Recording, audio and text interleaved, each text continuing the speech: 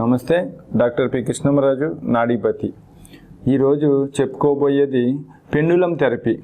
దీన్నే లోలక చికిత్స అంటారండి. ఇది ప్రాచీన సంప్రదాయ విధానమే.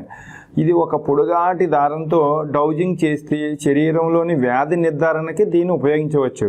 చూడండి, మనం అందరం చూసే ఉంటామండి. మనం ఏదన్నా ఇల్లు కట్టేటప్పుడు, అది భవనాలు కట్టేటప్పుడు ఒక ఒడంబరం అంటారండి. ఒక తాడుతో ఒక కింద ఒక రౌండ్గా ఉంటుందండి. దాంతో లైన్ అనేది చెక్ చేస్తారండి. అది పెండులము సుమారుగా రెండు ఒకటేనండి.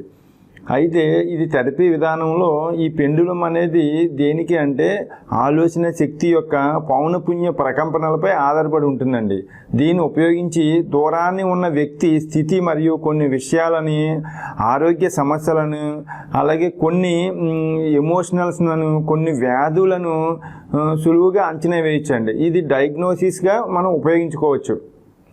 ఇది ఎలా చేస్తాము అంటే, ఈ రోగిని పడుకోబెట్టి అతని నాడీ వ్యవస్థ పైన, లేదా అతని బాడీలో ఉన్న చక్రాల స్థితిని కానీ, లేదంటే అతని గ్లాండ్స్ స్థితిని కానీ, అలాగే అనారోగ్యానికి గురైన శరీర భాగాన్ని గుర్తించుటకండి ఈ నాడీపతి కేంద్రంలో కూడా ఒకప్పుడు ఈ వైద్య విధానాన్ని ఉపయోగించి కూడా మనం డయాగ్నోసిస్ చేసి చికిత్స కూడా మనం చేయడం జరుగుతుందండి.